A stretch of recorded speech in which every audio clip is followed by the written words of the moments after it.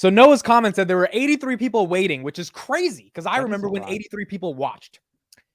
And my hypothesis is the only reason there's 83 people waiting is because the title said KRIS is back.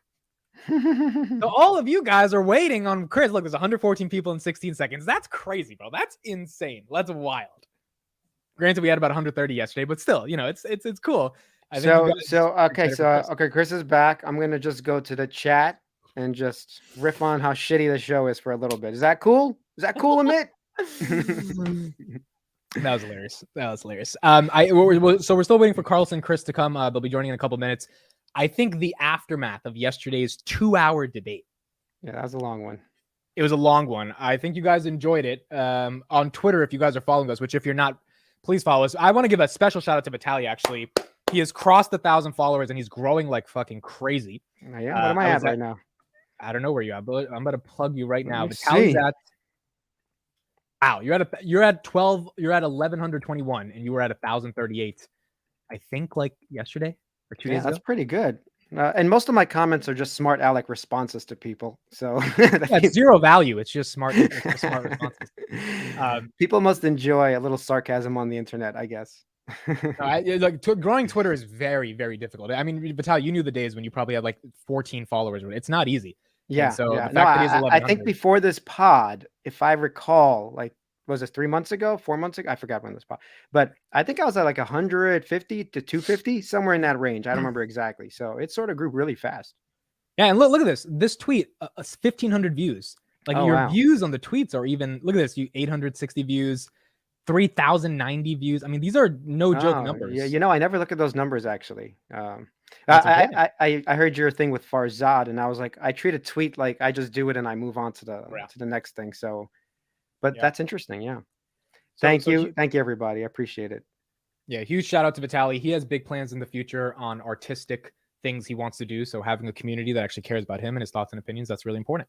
So awesome for Vitaly. I was on Farzad's podcast today. So if you guys want to check that out, go to his channel. The star of the hour, the man that has 207 people waiting for him, is finally here. Jeez, Christopher Patel. Whoa! Win the flash. I have been in New York getting my apartment ready to sell. Just making sure everything was cleaned up. I'm listing it sometime this summer so that we can close in December. And yeah, it's a great opportunity for me. Finally, I'm selling the place. It's going to be a nice little cash return that I'm going to get. I do have to shout out one person though, and that is my wife. Today's her birthday. Hey. Yeah. Dude, let me tell you, she who will not be named, right? She who will not be named. Yeah, I think she changed her name in the chat for some reason, but but basically, yeah, she is literally one of the only reasons why I do what I do. And I just have a quick anecdotal story. So I used to make fun of all these people on Survivor. You know, like they used to have like the family day in Survivor where after like a month of being there, people would like meet up with their significant others and they'd start fucking crying like, oh my God, I'm meeting my wife again, blah, blah. And they'd literally bawl out. Bro, I understand that now. Like I was away from her for like for a week and a half, which has been a pretty long time that we've been separated for like the last couple of years. And this is like the first time where I kind of felt it. You know, I was like, man, I just want to be in bed with my wife. I just want I just want to be present. So she's dealt with a lot of bullshit with me for like the last 5.5, 6 years. Like we started our relationship as a long distance relationship and she like stuck it out with me. So I can never pay her back. Really can never pay her back for that. She knew one day you would buy those puts. yeah. I love how Chris is saying all the stuff he needs to say on her birthday. He's like, right, he's saying it to us. Boxes. I'm saying what I need to say it to her. I genuinely mean it, but still. Did you say? I haven't got a birthday present yet, so I gotta, Hold on. Did you say it to her directly? What you just said to us? Believe it or not, she just got home from work like 2 minutes ago, and she knows how important this pod is. So she's like, no, just you can finish this, and then I know. Enjoy your cookies, dear. She's dancing in the side right now. Did you bake her cookies or did you buy her cookies? No, I think her brother older brother got her like crumble, like cookie crumble or something. Bro, that business model we need to analyze. It's fucking genius. My sister got it the other day. It's 6 cookies a week, and like it keeps you coming back for the newest flavor. It is a genius idea. So yeah, that's awesome. And then we got Carlos. What's up? Hey, what up, Carlos? I was totally not sleeping. Like I was doing anything but sleeping. You know why you were sleeping, bro? Because I feel like because of that debate yesterday, I have kept you glued to Twitter all day, and you are so tired at this point of tweeting back and forth that you needed a break. Is that correct? I had a lot of work to do. Yeah, and I've just been busy. I've not been sleeping a lot like lately. It's been pretty rough. But yeah, I was just tired, man. I could tell. So when I'm going to sleep, Carlos is still tweeting. I wake up, somehow he's tweeting before me. It's kind of amazing. And he's 3 hours before me. Like when I was up at 5 a.m., he was up at 2 a.m. 2 days ago. I'm like, this guy's still fucking awake. Dude, somehow I ended up sleeping between noon and 3 o'clock and midnight and 3 a.m. every day. Like that's what I sleep. I sleep 3 hours twice a day in like the middle of the day. It's weird. And that's just kind of how it works out because I'll be up. I'm working late, so I'll do some of these projects. Then I'll be up super late in the morning. Figure, why don't I just stay awake? Let me go take my kid to school, take her to school, and so that's just kind of how I wound up being. So yeah, so I don't know. It was like 6 o'clock out here, and I was like, I'm just gonna lay down for like 10 minutes, and then I wake up and I think I hear Chris. Bro, adulting sucks. Adulting fucking sucks. All right. Like, I don't know when I became an adult. It's just one day I randomly woke up and I'm like, God damn it, I have responsibilities now, you know? Dude, it was the first time for me. It was the first time that we went food shopping. I remember being a kid. I was in college and we just like when I was like having fun and I went out food shopping. It's like, damn, this just costs how much? Buying all that food and cereal. I was like, this sucks. This sucks. Dude, I got to pay for all this now. So. When did you guys find out you were adults? I mean, you can skip that question. Hey, I pay taxes. Okay, I am an adult. There you go. Right? There you go. Taxes is when he knew. I think the day you're an adult is when you move out of your mom's basement. All right. All right. All right. All right, Chris, when did you find out you were an adult? Probably the same thing when I had to file my own taxes and I had just got out of the army and I was actually closing on this current property that I have. And I found out that I had an arrest warrant for my for me. I had a bench warrant because when I was away in Afghanistan, they had sent like jury duty notice, and apparently, if you don't show up to jury duty, they'll put an arrest warrant out. So they found this out right before closing. What? So underwriting went through it. They found out, and I was like, "Holy shit!" So I had to go to like a judge, and the judge, of course, like got rid of everything. But it's just goes to show you that now everything that you do has a consequence. Even if it's not your responsibility, people will come after you for it. You just have to deal with so much shit. Okay. Carlos, when did Kelly in the chat when I got kicked out at 17? Okay. I was gonna say this got serious real fast. Like when I got that girl pregnant, I was like, oh shit. Whoa, the morning after pill. Morning out. When did I realize I was an adult? I don't know. For me, it was kind of like a crossfade. I would say like I had to work pretty early as a kid, and but I was still living with my parents, so it never was really like one particular day. Definitely in college, I felt it. Like I would say, I mean, if I have to give it like a real thing, okay, this would probably be something. So I was working by myself. I kind of moved out, and I was living in Jersey, in where's that? Pavonia Newport Station, off of the PATH train. Yeah, that's where I was living in college, and I was working at like an electronics store, and had a bunch of money. Ended up like losing that job, and I still had some money, but I'd say like the first week that I finally ran out of money, and I wasn't getting any money from my parents, and I had no more job. That was a wake up call. That was a real wake up call, and that was the week I ordered the Carlton sheets thing. Vitaly, remember that? I did. I had that too. I was like, oh, I'm gonna stop. I don't know what to do. I have no money, but I'm gonna start buying houses, no money down. Trying to think I could make myself rich. That's a real wake up call, man. It's hard. Okay, Vitaly, when did you become an adult? I think I was born.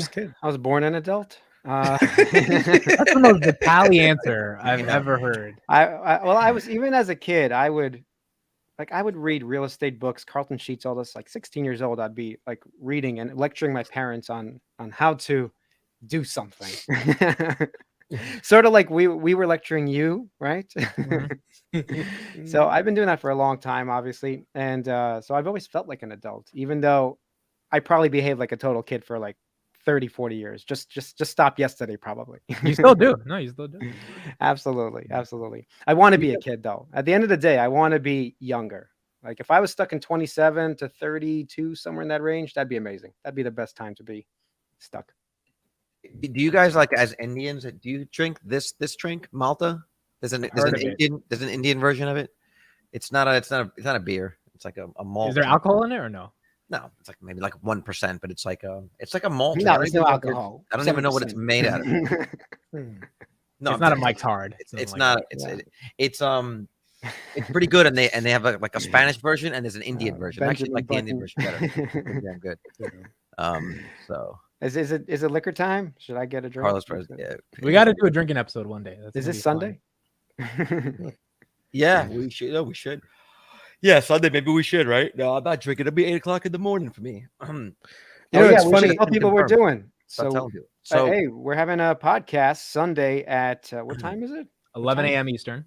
11 a.m. Be 11 Eastern, 8 Pacific, and for you guys overseas, it should be 5 p.m. your time. So if you're in like local time Paris, it'll be 5 p.m. your time.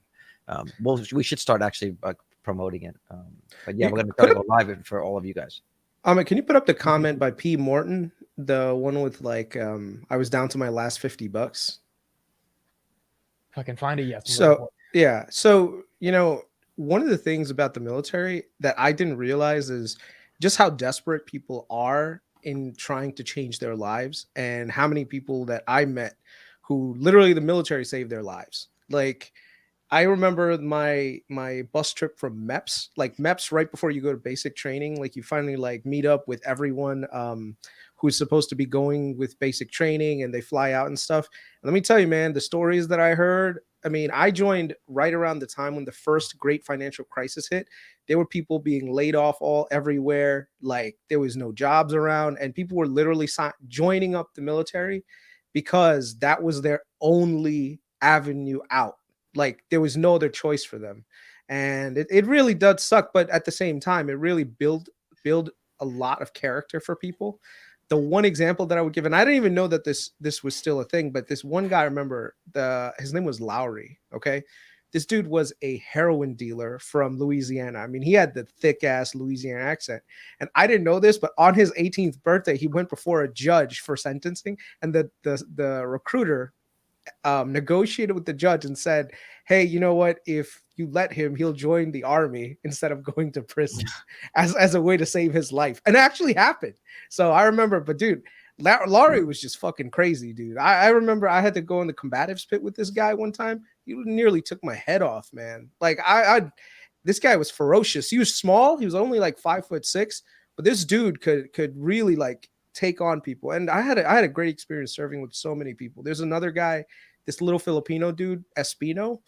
You would just looking at him, you'd be like, bro, this is like some weak ass dude. But let me tell you, he ran with A group. Okay. A group runs like 12-minute 2 miles, like and less, which is really fucking, which is fast, right?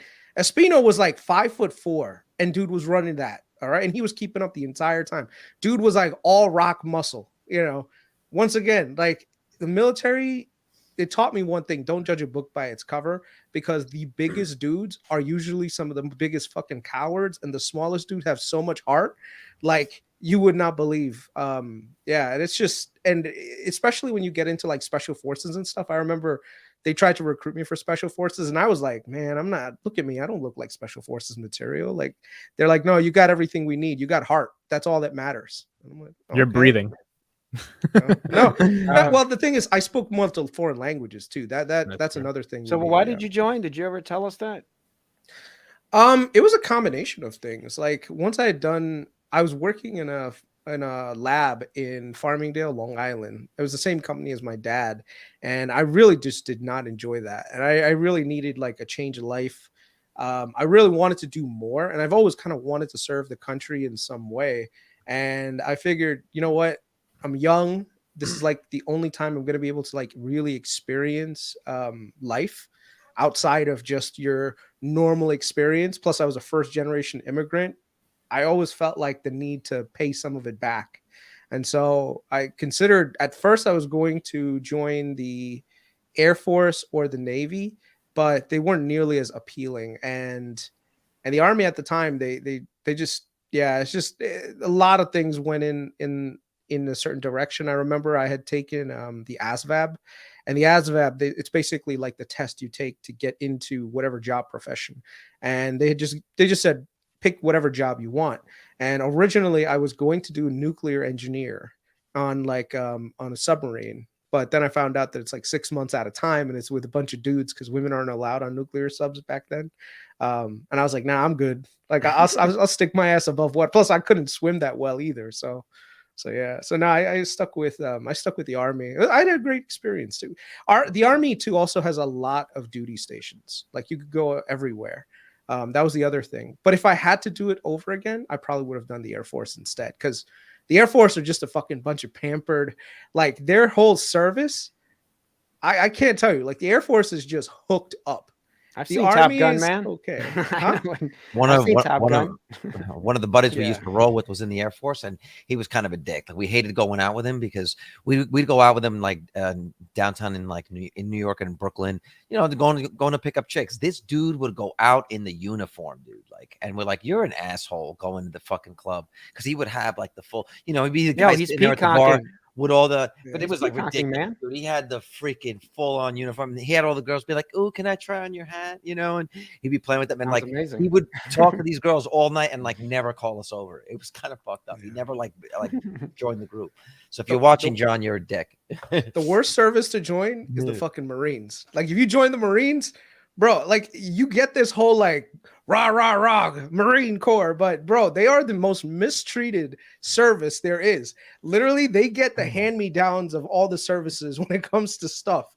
I'll just give you guys a quick anecdotal story before we go into finances. But I was stationed at Fort Meade in Maryland, and Fort Meade was a joint base. So basically, a lot of like the other services, they started doing base realignment and closure. So instead of having multiple Army bases and Navy bases and Marine bases and Air Force bases, they sometimes would just put everyone together. And Fort Meade, the training program that I was in was they were still developing the barracks. The Marine Corps barracks was already built, and they were already in there. I had gone there. I was in the Army barracks. The Air Force barracks was still under construction. Dude, I kid you not. The Air Force students, when they arrived, they took the Marines out of the Marine barracks, made their asses like camp out, move the Air Force cadets, the Air Force students into the Marine Corps barracks.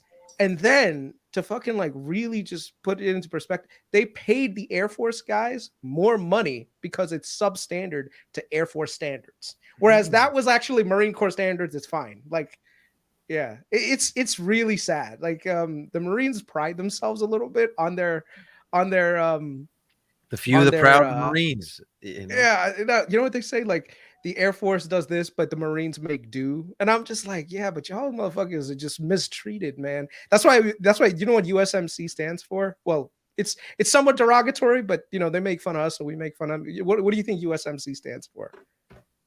United States Military Command. No, it's supposed to stand for U.S. Marine Corps, but we make fun of them and we just say Uncle Sam's misguided children. That's like one of them. The other one is I would have never guessed that, by the way. There's no one that would have guessed that. Marines was my ass rides Navy equipment. They used to make fun of us and say Army just stands for ain't ready for Marines yet. You know, there's also another one. What is that thing called? You signed a motherfucking contract. That I believe. Yeah. This is a good transition because right when we're getting into stocks, we have 400 people join. So thank you, 400 people, for being here. Chris is back. One quick thing. I'll do the super chat just after we get through this first segment. The channel for the pod on Sunday with Enovix. I know everyone's been asking. It'll be on Finance Junkies. I put the link in the chat. 11 a.m. Eastern, 8 p.m. Pacific, and I think 5 p.m. European UK time. So for those who are overseas, we will be live, hopefully at a good time for you guys, and we will discuss Enovix and deep dive into it. All right. First topic. We're going to say our special guest. I mean, it's not a secret.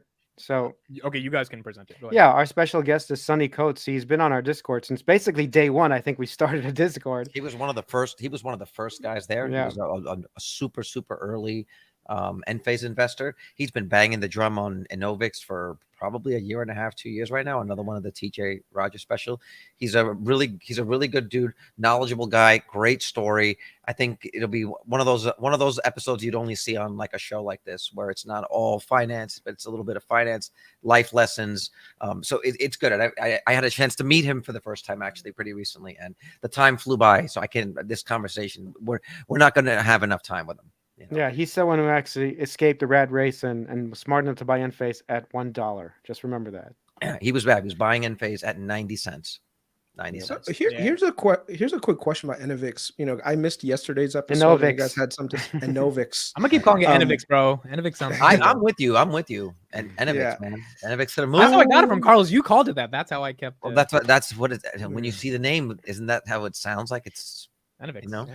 Enovix. You know, while DDing this, I realized I didn't know that they had such a large short position. Like there was, 25% of the float is shorted. Yeah, that's pretty recent. Dude, they made 8 batteries. Okay, keep going. No, I mean, no, I can understand that, but at the same time, there's so much. Here's the thing: from a risk to reward perspective, they're not committing fraud. We all know that the batteries are tested, the army's already approved them, so there's actually a real product there. The risk of shorting a company like this is like astronomical, because ridiculous. All they need is just one thing to go right and the shorts will get blown the fuck up. Like the 25% move in one day, that's horrible for anyone that's shorting. Mm-hmm. This is not even if you think that happens. Even if you think this company is not going to perform well into the future, or they've got competition coming, this is not a short that I think no. It's incredibly irresponsible and dangerous to short something like this. I think we talked about small caps even yesterday a minute. Yeah. They can double, triple in a heartbeat. Like there is nothing stopping this from being $5 billion, $6 billion, like nothing, because right now it's the belief system, right? We're on the belief system that this is going to be something. And what is that worth? Whatever anybody's willing to pay at the moment. So yes, incredibly dangerous. I don't know who's doing this. Hopefully nobody in our chat is thinking about this. We'll probably, we'll get into it on Sunday, but there was a short report out there. Actually, Crossroads. Crossroads joining? We're not having today. We're going to have him on Sunday. Maybe we have him on Sunday. Yeah, I'll ask him to have him on. I mean, to hype up the pod a little bit, Carlos was in a Twitter Spaces yesterday where the guy who's really bullish is like, I'm not even going to get excited until the stock is $136, because like that's how much kind of a gem people think this company can be. And so yeah, he's basically said I think his exact words were something like, if anybody listened to this, I'm sure Johnny, Pig Farmer, he was talking about Pig Farmer, the short report, and he was saying something at the end like, you're gonna short a TJ Rogers stock. He's like, a guy that brought Enphase from $300 to $300. You're gonna short that guy, And he says, he was saying something like, I got a lot of shares. I've been buying since 6, 7, 8, 9, whatever it was. He's like, will I get excited at $16? No. $25? No. $36? He was like, no. He goes, at $136, maybe I'll crack a smile. I was like, what would be the market cap at 136? It's $2 billion right now, right? I did the math on that. Yeah. I mean, I could run the math again. It's like 20 billion. It's not a lot. I'm sure it's probably less than Palantir. Yeah. What's kind of intriguing is that Mark Cohodes, who's the guy we're talking about, he's actually a short seller. The short seller is the one that's presenting a bull case here, which is funny because that's just how sometimes. I mean, at the end of the day, even they've got to be bullish on something, right? Even those guys got to be bullish on some shit. Yeah. At some point. Yeah. Even short sellers are investors. So did you hear Mark Cohodes? I mean, I did listen to that talk afterwards, and he thinks Meta is the contract that is taking up the batteries until like 2024. Did you hear that part? He's like, I don't effing care. I know it's them. I know it. Like he was really just beating the drum on that. They're taking all the bats, the 8 bats until 2024. So this is going to be interesting. And they just they're up 30% of the week because they got a military contract, right? Yep. Vitaly? Yep, exactly. Okay.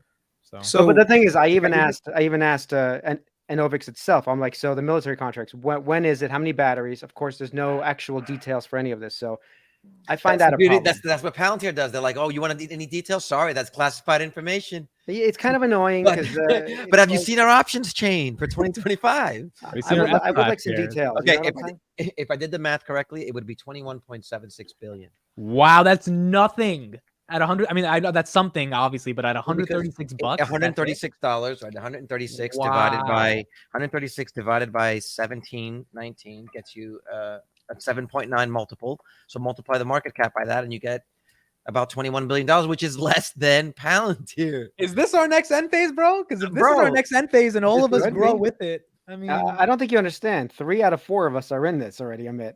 No, I have a share. I have a share. Oh, that's right. He has one. You have okay. All 4 of us are in it, I guess. No, but the reason I haven't bought heavy, honestly, is because you guys told me a month ago it's really speculative. It is really It's still really speculative. What do you think? Wait, hold on. What do you think end phase was when Sonny bought at 90 cents?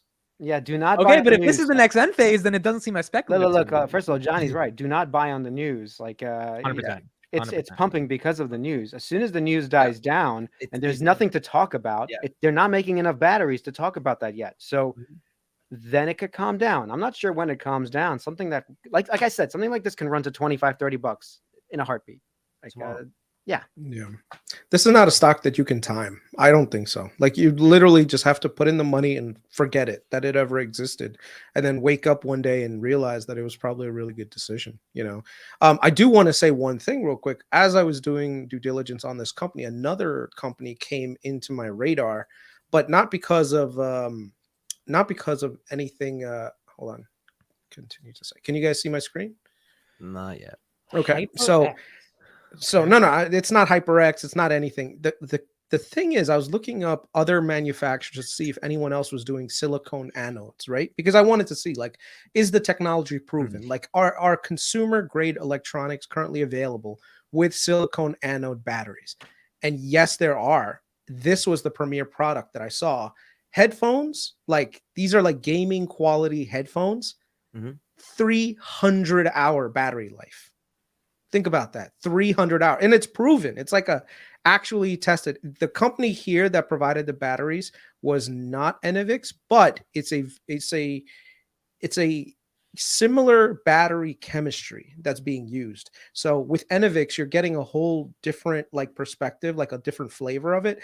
But it just goes to show that the battery technology is starting to catch up to the point where now we're going to slowly be transitioning from just straight lithium ion to silicone anodes with lithium ion. And we're going to start seeing consumer products actually show up with this stuff. So I think what it is a lot of people are, if they take a step back, they're like, oh, well, this is an unproven technology. No, it's proven at this point. The question here isn't whether this works. It's just a matter of scaling. It's commercialization of the product. Yeah. It's manufacturing. It's more difficult to manufacture. But I think we said this on another podcast. If we really are moving in this direction where a lot of the stuff's happening, AI on device, you're going to need stronger batteries to handle the workload that we're going to be putting these things. You're also going to need them to charge faster. So you just start thinking about how these things start to compound upon themselves. Who else has that solution, right? Real quick, I just want to point out one other company. There's Amprius, if I'm saying that right, Amprius. They also have a good battery that's coming out. I think more watt hours per kilogram, if that's the terminology, but they are years behind in terms of producing it. So I think Enovix will be first to market. And the safety profile. The other thing that I have noticed is that a lot of them still haven't got over the silicone swelling problem that Enovix has. So that's the big differentiator. They're using a mechanical constraint, which is also brilliant. Like, I'm not sure why nobody did this before. This was something where, and maybe we should take some time and go through. This is something where I actually did agree with the short report. The short report is saying that, and Enovix saying that they've solved the battery swelling problem is really just more of a manufacturing technique that can be copied more than a technology innovation. Basically, what they're doing is they're forcing the battery into a form factor and won't allow it to expand. I mean, that's not really technology. Yeah, but is that one of their patents? That's like something that's restricting other people from doing the same thing. That's a good question. Actually, that's a Johnny question. Johnny, do they have a patent on this?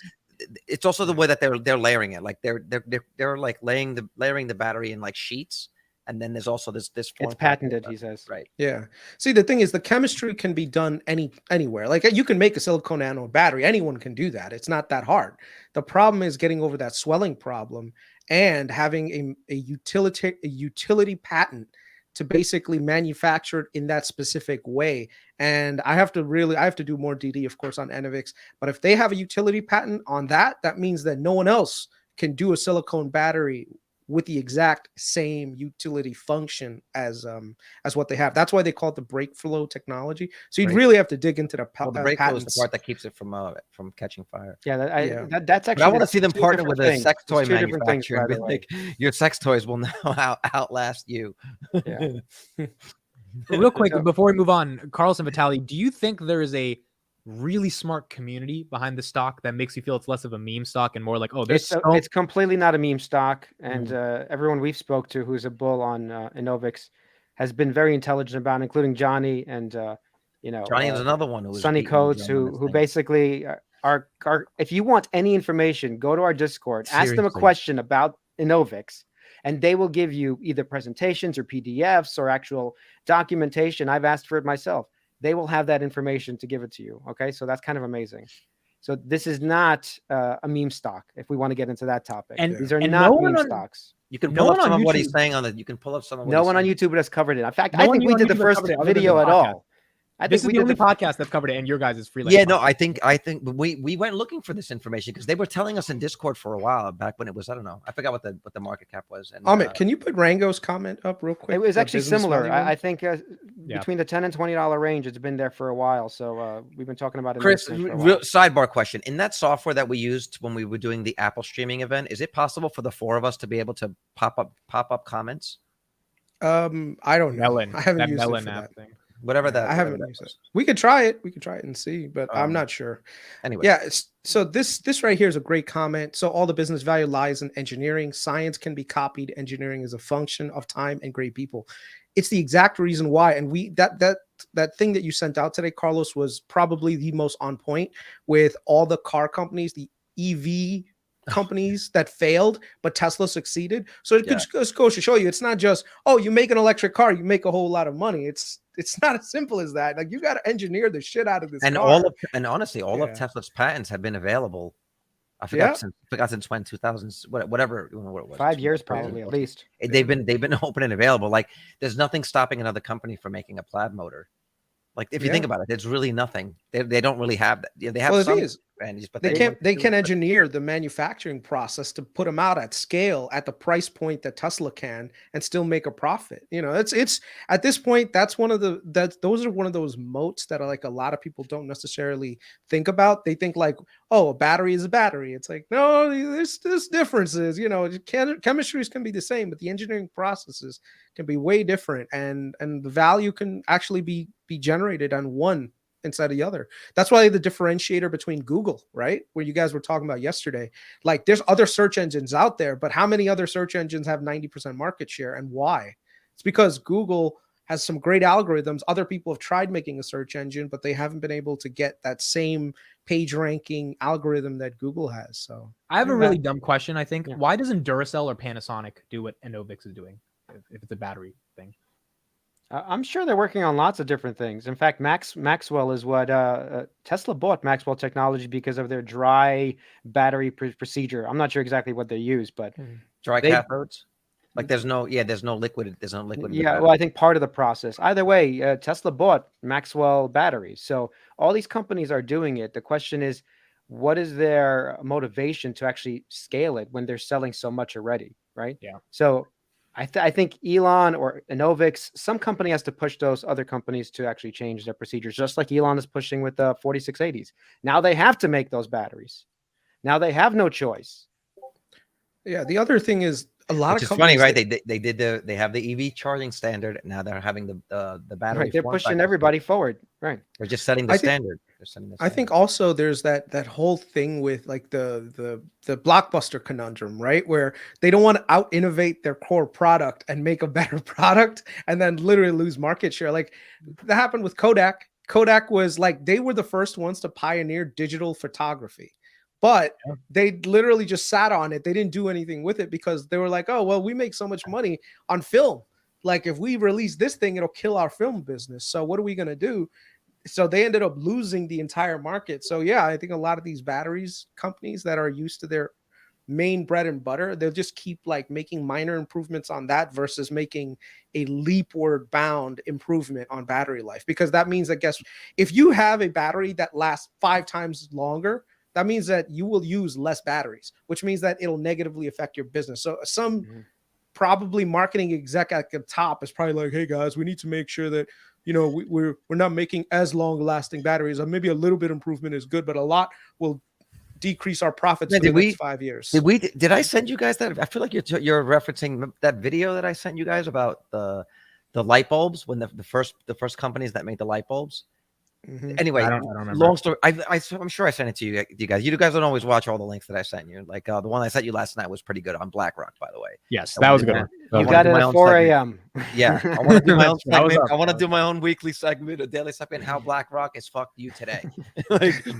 Anyway, so there was a whole conversation, a video that I was watching about the original people that made light bulbs. They were lasting forever. What they found is like these companies weren't able to sell enough, and there was different companies competing. So they all of the light bulb manufacturers got together and agreed that 1,000 hours would be the limit. And so that was basically the beginning of planned obsolescence, right? They figured out how long they need to last to justify the price, but also to create reoccurring revenue. And a lot of other businesses followed suit. Yeah. It's basically they formed a cartel. I do know this story. And then they all agreed that, hey, we can't, because light bulbs could technically last forever. Supposedly. And Edison has a bulb, I think, in his museum, which is still on it's 100 years later. Right. Really? Yes. Yeah. This was on purpose. This was all on purpose to basically make on right now. I don't know if it's on tonight, but it's on every day. Like he wants to go make shadow puppets. But yeah, basically they knew how to make a light bulb to last forever. That's the important part. And they decided that there's no money in that. So, so basically, hold on. So basically what you're telling me is Thomas Edison was the ultimate turn on throughout human history. Okay. That's basically what you're telling painful. me. This is the one part I did not miss, the dad jokes that never landed. That was pretty clever. I gotta give it. The other thing is, you were talking about photos and Kodak. So you guys remember working with negatives, right, for film? Yes. So we're that old. Yeah. No, I had negative as well. I learned in life that, you know, the most valuable lesson to me is that working with the negatives makes for better pictures. We used to call it film. that was a great line. He's trying to make it. Ladies, for all you ladies out there, this is what you would get at a bar when, you know, this is his pickup line. This is his best work. No, they laugh. I told you that story. I say every time I got sushi. I used to work with negatives, sometimes positives. There you go. That's a dad joke for you. Yeah, I got sushi with a girl. The miso soup came out. I said miso happy. She started laughing. Like, this is how it goes. It's a charm. What's kind of really sad about like where this is the one area where capitalism I think is somewhat destructive, in that pharmaceutical companies, they have little to no incentive to make cures anymore. Everything is about maintenance drugs. So everything is like, oh, we could cure this disease, but we're not going to. We're just rather you manage it by taking this pill that's going to be $500 a month for the rest of your life. Think about that for a second. It's like, man, that's so fucked up shit. You know, back in the day, people used to actually look for cures so that it would actually fix your ailment completely. Now it's like, no, we're not going to do that. We're just going to. Well, that's why they say it's not healthcare; it's disease care. Yeah. It's kind of sad, man. Really this is the problem that Tinder has as well. I mean, Hinge is a dating app that literally their tagline is the app that's meant for you to delete. Because once you find your partner, you never use the app anymore. So they embraced the branding and they flipped it. They're like, all right, pay us a subscription. As soon as you find the one, then you can delete the app and they'll monetize you. And we'll make sure you never find. I'm not gonna find the body. Okay, we got to go into this topic of meme stock. So, Chris, you shared this photo today. Space Virgin Galactic is up. So real quick on the topic of jokes. Let me do this real quick. Okay, so Virgin Galactic is up 9%. Someone in my live stream yesterday was like, Amit, would you go on a Virgin Galactic space trip? And I was like, given the stuff that's happening with the submarine and the Titan, I would only go on the Virgin Galactic space trip into space if they were called the 5 Bodies Galactic. Because I'm not going to be a virgin going on that galactic for the first time and be the first guy to go into space and then die. This is a complicated joke. So like it was so complicated, but it was so nuanced because they got it in the live stream. They're like, damn, that was a good fucking joke. So if they change their name to 5 Bodies Galactic, I would know that there's no risk of dying in space. because I'm not a virgin in space. Okay, so I heard a joke. Just on Earth. Bada bing. I heard a joke. I saw a joke online when BlackRock was trying to do that ETF for crypto. How people were just like, just making fun of it. Someone said something like, and he's like, yeah, I'm creating an index. I'm going to create an index fund shorting crypto called LGBTQ to put the government in a bind. and then he says, as a transparent person, my pronouns are who, where. Oh my goodness. That's crazy. What? Okay, so Virgin Galactic is up 10%, Redfin up 15, Carvana up 15, Open Door up 17, AMC up 7. Can't you show us the nice green things? Do you have it? Yeah, show the screen, because I mean, Nikola is dying. Like, Nikola is on the ground. It's going bankrupt, yet it's going up 100%. Why is this company pumping right now? And then, I'm gonna share the screen, and then Nikola's up 6% and GameStop's up 6%. So it's Nikola, not Nicola. Like, you go for Enovix, but it's actually Enovix, but you'll call it Enovix. So Nikola. I don't know why it pisses me off when you say Nikola. It's Nikola, man. It's Nikola Tesla. It's not Nikola Tesla. Yeah, Nikola Tesla. Nicola. Nicola. Oh, is that what you said? Did you say Nicola? Yeah, he always says that. He always. Do you remember that commercial where it's like Nicola or something? There's a commercial. No, that's Ricola. Yeah, Ricola. So then I was like, Nicola. I said that on a live stream like a year ago, and then it just stuck. Yeah. Is that your Michael Jackson glove, by the way? People want to know. Oh, you finally noticed my glove after 20 minutes of wearing it? Yes, this is a glove that I wear. I think I'm going to wear it in every video. I go through this thing where I have this fashion stint. Like, now I'm wearing dress shirts on the live stream. Before I was wearing those neck gaiters. Remember that shit I was wearing around my neck? Now it's a glove. I don't know what it'll be like. Why don't you just wear muscles, dude? Just go to the gym and wear muscles. So wear a clock. Okay, I'm working on it. I'm working on it. All right. Good. All right, Chris, why are we having this meme stock rally? What's going on? As we hit 500 people. Thank you, 500. Chris, explain to 500 people why this is happening. It's not because of me, guys. I would say it's because this movie that's coming out. There's a lot of interest in kicking Wall Street's teeth in again and everything else. I don't know if you guys saw the trailer. Maybe we could watch it real quick and just quickly review it.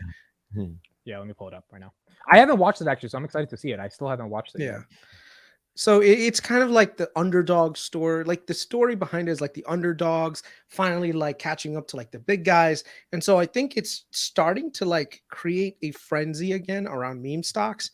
And that's what, and this is just a theory. I don't know if it's 100% true. And then also in the background, bring up the heat map. Yeah. Jesse Dow was talking about that. Bring up the heat map. Let me bring that up. Because what he was saying is like, it's almost, when I look at the heat map, I don't know how you guys visualize it, but I almost look at that as like a topographical map of the markets, right? So the larger the piece, like the larger the land, and the color is like basically how high off the ground it is. It almost looks like water churning, right? And it looks like now all of the water has swelled up to like the 7 or 8 massive players, and now it's starting to trickle down.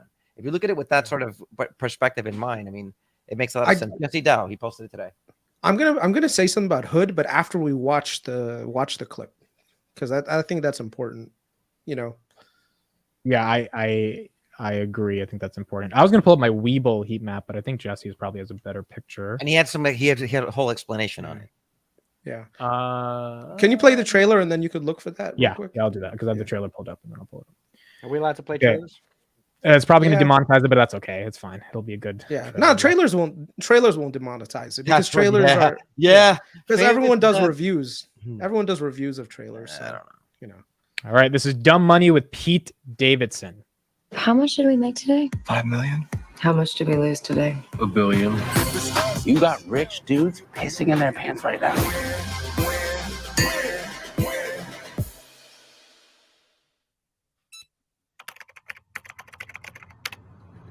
Holy fucking shit.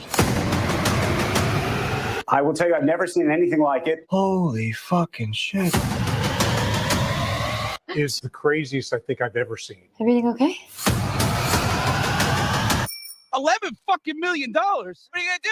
Get a Ferrari? What the fuck? Oh, language. The baby's here. Ooh.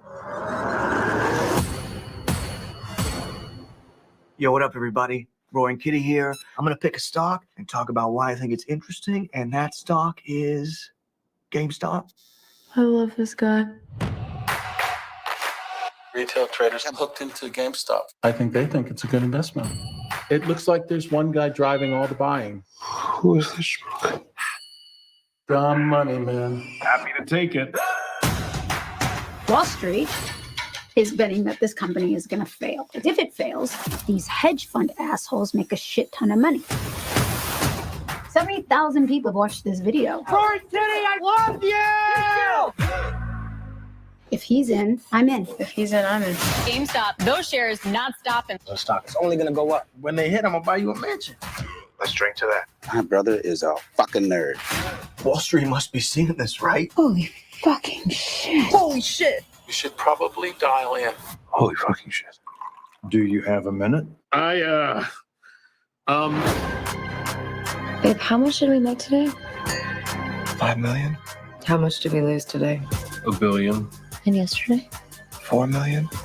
And yesterday? $1 billion. Yeah.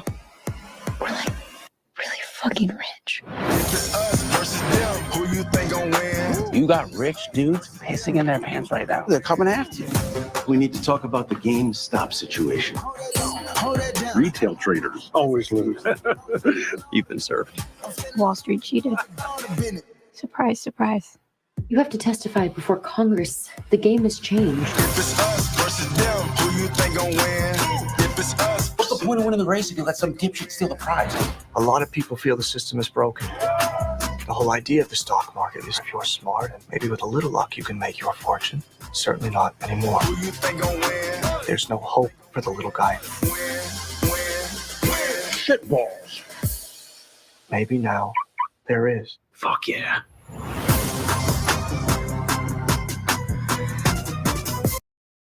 Bro, the scene when the wife's like, so we're really fucking rich. That was Chris's wife after SMCI hit 250 and Weight Watchers hit 9. She looked at him like, so we're really fucking rich, huh? And he was like, whoa. We're not that rich, all right? Relax there, buddy. Don't go too far into it. All right. We got it. This is the heat map. Yeah. Carlos, go ahead and then we'll talk about the trailer. Any thoughts on this? Well, it's just the idea that, well, if you looked at this thing a week ago, where was all the money? All the money was in the giant players. Now it's starting to spread out.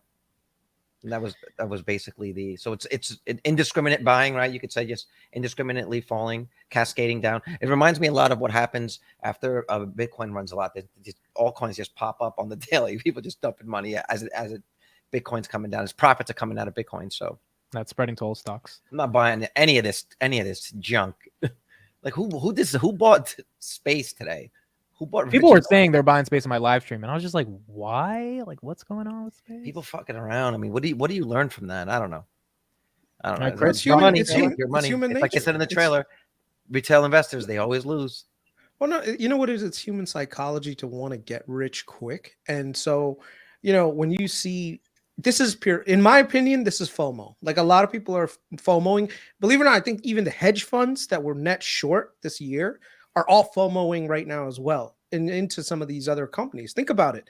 We were going into this year thinking that the recession was going to be here. Everyone was going to lose their money. Dude, Meta was trading at fucking $80. I keep going back to that point because that is crazy.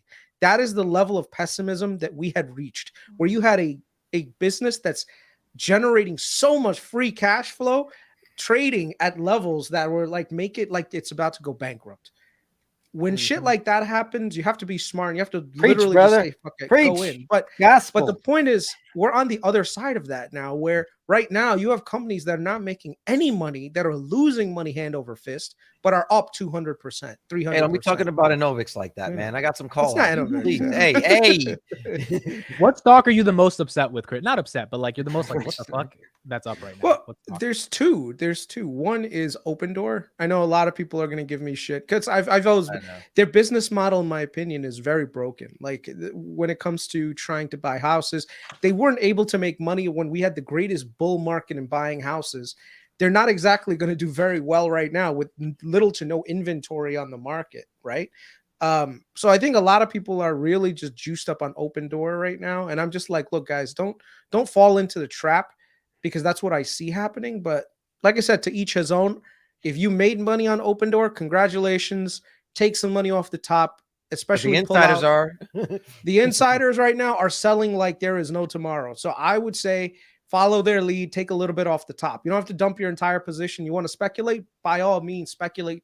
but take at least your initial principal out so that this way you can comfortably speculate the rest of the way. And this is not to say that I don't think that the rally is over. I think the rally is going to actually keep going for a few more weeks, maybe even a month or two. But I do think that there is something with the current market FOMOing, and people are really jumping into the meme stocks right now. Like I said, I showed you guys a list of all the companies on there. Maybe there's 2 companies. Well, why don't you bring up that list? Actually, can you show all of the crap that is pumping right now? You had a good. What was it? Redfin. Redfin was pumping.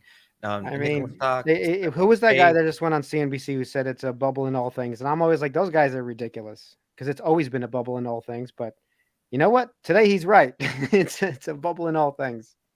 AMC's up, GameStop. So, Chris, what do you think the movie is going to have implications for on all of these stocks, and Robinhood included, but a lot of these? I think some people are going to watch the movie and think that they're going to be able to reproduce like the same results. You know, like okay, here like the 3 that I guess are the main ones that I have contentions with right now are number 1, Carvana. Carvana was almost bankrupt at one point. Yes, you can say that they have some business changes that they might have made, and actually, believe it or not, I think Carvana is not the worst case. The other one, of course, is Nikola. Nikola's a proven fraud. Okay, like there's no like the guy's in jail.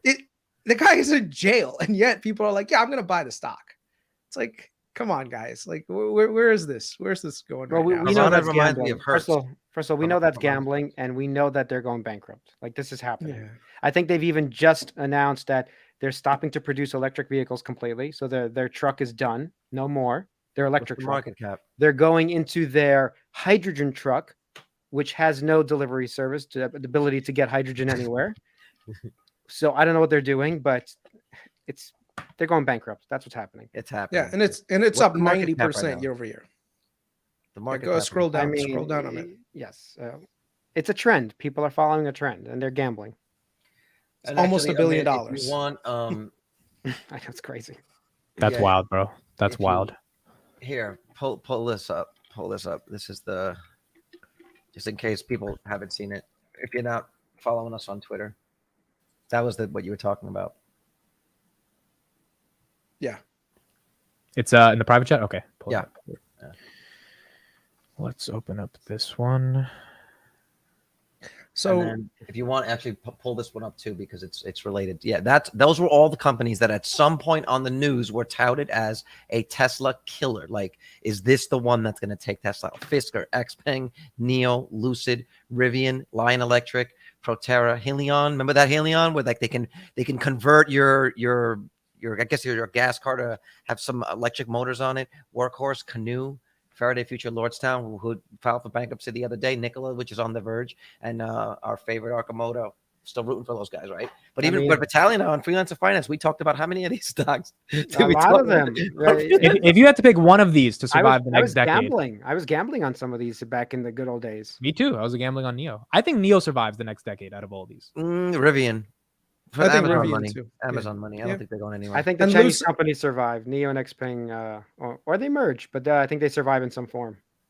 I think Lucid also survives because they have a ton of interest from Middle Eastern investors. So they could end up becoming just a luxury. Yeah, the Saudis are dropping money in there. So it might keep them float for a few more years. I mean, look, it's a gamble at this point for a lot of these companies. But the point is, I think that we can, at least from my perspective, safely assume that we might be closer to a topping of the market rather than a new bull market. I think this is one of those times where you just have to be cautious. And I think I agree with what Jeremy did, because it's pretty much what I did. You can still be in the market and speculate insurance. on Hold on, he's bought insurance. But buy insurance. Wait, what did Jeremy do? Wherever heard that he bought he was saying something about buying puts. Yeah, but he called it insurance, and it was like 2 days after Vitaly and him and Chris were arguing about whether or not you buy put as insurance or do you sell covered calls to protect. Jeremy's got a big audience. We're going to see a lot of put buying. That's going to start happening.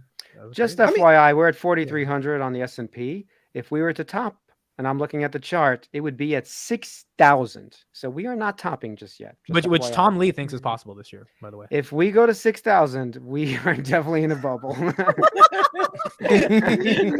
the moon. And just so you know, I am probably selling 90% of everything. Okay. Yo, let's do it right now. What's your S&P target December 31st, 2024. I'll go first. Sure. 4,400. I think we get to 4,400 on the S&P. I could see that. I think we get some peaks and valleys, but we end it at 4,400. I think that's reasonable. I think that's not too crazy. That's not 478. Okay, you're saying there's a Santa Claus rally at the end of the year? And I think we get a little bit of pullback over the next couple months. Obviously, Chris is arguing about Q2 earnings sucking. That's reasonable, and then we crawl back to 4,400, which I think everyone would be happy for if we get to 44 again. I can see that. I'll give a range. I'll give a range if I'm looking at the chart. In my chart, top is 48. And I don't think we're going lower than around 38-ish. Yeah. There you go. There you go. Yeah. Okay. I'm going to be very broad with it because I just think that there's too many moving parts, anywhere between 4,000 and 5,000. Only because I think if you're literally like trying to time it December 31st, it could be either way. The Fed could say tomorrow morning, like CPI, headline CPI could come up really low. Core PCE could collapse. And then in September, they're like, oh, you know what? We were hoping for two rate rises, but we're only going to do one. And the market will rally to 5,000, So that'd be crazy, I think a lot of it is going to be data dependent. Because, I mean, think about it. The Fed has been wrong so many times on so many things. You can't trust a word these guys are saying. Like right now, Jerome Powell came out again and said, look, we're going to do 2. That's not off the table. Anytime I see this guy pounding the table on something he's going to do, it makes me feel suspicious. Like, is he just saying that to say it, or is he legitimately he wants to scare the market a bit? Yeah. Yeah. Honestly, I think I looked up true inflation or Trueflation, that website. What did it say? 2.48%. So Chris, I think we're going to talk about that. I mean, it seems inflation. And Trueflation is pretty legit in terms of real-time data. Like they're a very trusted source. Here, why don't I at least show the screen here? I mean, there's that part of it, but it's more about what people feel, right? Like I saw someone posted on Twitter that we'll know inflation isn't over until Subway starts selling $5 footlongs for $5 again. You know what I mean? It's been years since we got that. That's what we need to see. That's what people would feel like it's really on. Thank you to the 522 people here. Oil is also at $67. If oil gets into the 60s, this shit is dropping. Inflation is dropping like a fucking rock if we get there. This is interesting. Housing dropping, transport lower, utilities tanked, health down. I mean, it's all. Everything's fine. Tobacco's a little bit up, guys. Alcohol and tobacco's up. Clothing down, communications up, education up. Interesting. Go to food and beverages. Is food and beverages down? It's at the top. Where did I look? Food and beverages. Yeah, down. Oh, that's not too bad. So yeah, my point is that it's over. Inflation is done. Just like this podcast. No, that's an hour. That's an hour right on the dot, 57 minutes. So I think that's it for us today. That was awesome. We'll be back tomorrow. I feel like we didn't talk about anything. That's good. I like it this way. What do you? Is there any other? Oh yeah, I mean, no, it's like I don't know. We spent 20 minutes on Chris' military, so that got us into the pod a little bit. That was good. That was good content too. Right. Yeah. So what? How was that, Chris, being gone for a week? How was that being on the other side? Because I was in the chat today for like 20 minutes when Amit was talking shit with Farzad, and it was weird being in the chat. It's weird. It's a different feeling. Yeah, you know what it is. You want to see the conversation being driven in a certain direction, and your interest peaks and valleys a little bit, right? Where when it's something that's relatable to you, the interest peaks a lot, and then when it's not, you kind of just be like, okay, it's kind of getting boring. Right. So basically, every time Farzad talked, Amit was talking. No, it just comes down to trying to keep this as simple and entertaining as possible with everyone, but at the same time talking about things that are going to impact their investing journey. And sometimes I told you guys, like, some of the stuff that we can get into is like how politics and how things that other people may not necessarily want to talk about but should be incorporated into their investing style. So as an example, government legislation, right? Like right now, you saw that the deal with Enovix and the Army, that's government spending. That impacts like crazy towards the stock prices of companies. Any legislative changes in the government can impact stock prices. So you should always be aware of what the government is doing. Like the IRA was a huge boost for solar companies, right? Because it provides a lot of discounting and subsidies for companies that are doing solar services. Apparently, it's really bad for Enphase right now. So I just think there is two things that are counteracting each other right now when it comes to solar and Enphase. On one hand, you've got the government saying, hey, we need to move into more renewables, like people should do home solar. And then on the other hand, you have Jerome Powell, who's like, stop spending money, you monkeys. Like, you're spending too much money. You're causing inflation. Stop doing it. So the whole notion comes up, well, who do we want to side with? Do we side with the government? Or do we side with the Fed? And the general tone is don't fight the Fed. So for me right now, it's like, listen, even with all these tax subsidies that the federal government and some of the state governments want to give, if Jerome Powell is coming out here and saying, I want to screw over every call buyer there is, I'm going to listen to Jerome Powell, you know. So yeah, he hasn't steered us wrong in a couple of years. Okay. Good night, everybody. All right. We'll be back tomorrow. We'll get into some other stuff that's going on in the market. And yeah, do the final. Any links? Anything that we're gonna like the new channel?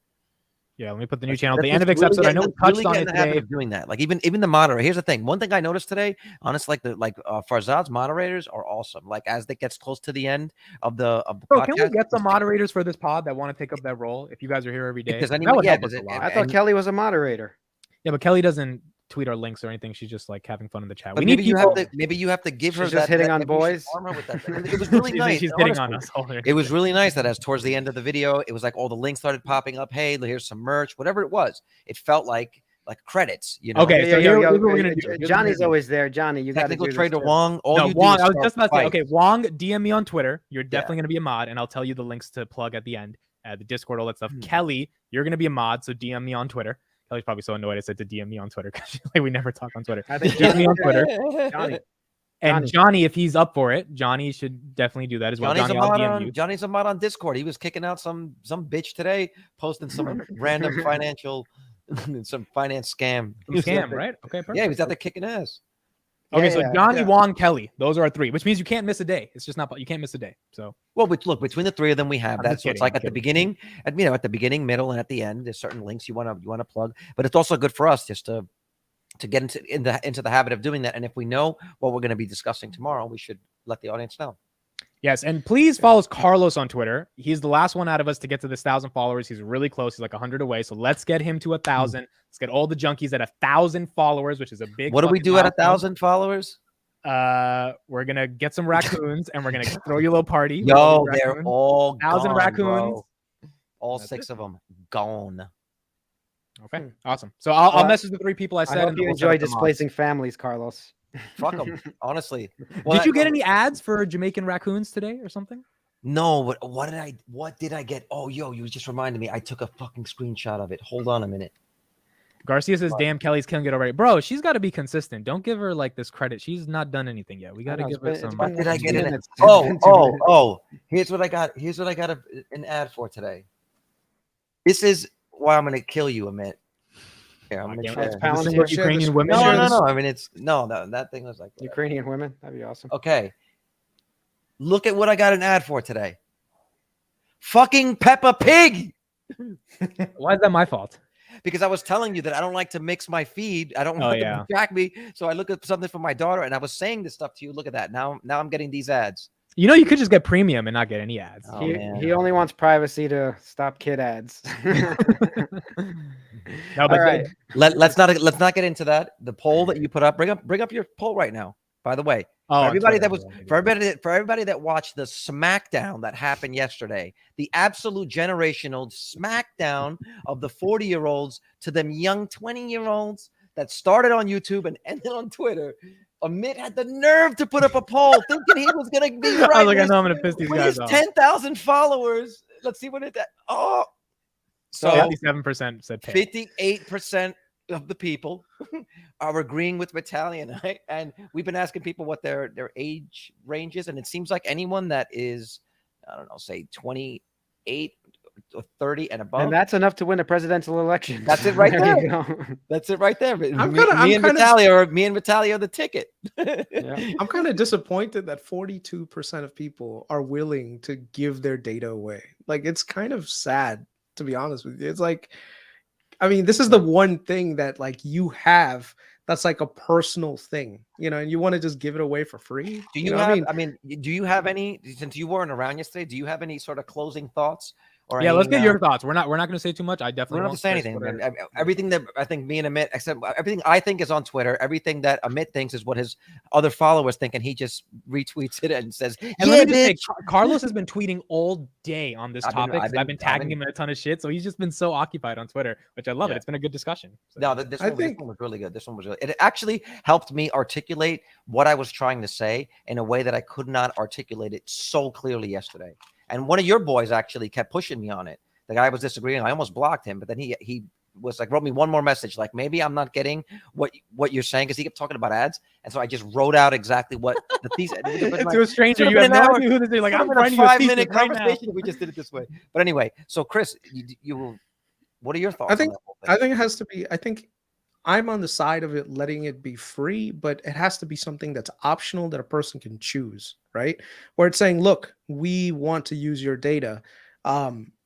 Would you like to, donate the money to, like, let's say charity or something, like the portion that would go to you, right? Or we'll donate it to whatever, or we'll give you the money, whatever. But it has to be an option. You can't have it defaulted so that your information gets automatically processed and taken and utilized for profit taking, right? So I'm on the side of, I'm going to be the politician in here and say, I don't agree with, companies not being able to use your data to monetize it. But at the same time, I'm on the other side where it's like companies should actually have some input from the users. So yeah, I agree with what Apple is doing right now, which is just saying, look, do you want this site? Do you want to give access to this site to give your information? Yes. Okay. No problem. Go ahead. No. Okay. No problem. Like I get message all the time on my iPhone, and I actually love it. I mean, it takes 2 seconds, but it's like, do you accept these cookies or do you accept this? No. Click. And then some of them I'm like, oh, you know what? Why not? My profile, maybe they'll give me some better rankings on like a more trusted site like Bloomberg, right? Yeah, go ahead. Like, I want you to give me articles that actually matter to me rather than not. But if I'm going to like a shopping site, I don't want you just serving up shit to me that I may not need, So I'm in between you guys. I would say it has, as long as it's optional, I'm okay with companies utilizing the data. But like I said, users have to opt in, not default opt out. Yeah. Well, actually, Chris is always usually the one responsible for that. So today, I'll take the blame for that one. What's that? We're always like, okay, guys, we'll see you tomorrow. And then Chris is like, yo, but have you seen them? Okay. We talked option calls on. We talk about REITs today. And you're like, bah. All right, I've got to watch Black Mirror, so let's do this. Okay, enjoy your Black Mirror. We got to talk more about inflation tomorrow. Sure. Okay. By the way, I just want to say real quick, 550 people came or 30 people came, and the title of the pod is Chris is Back. 530 people clicked on Chris is Back.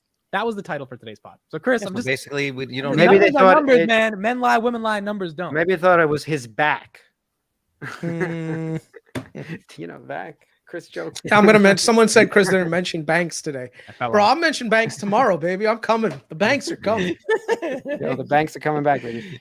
All right. Enjoy Black Mirror. Enjoy the rest of your night. See you guys tomorrow. Bye-bye.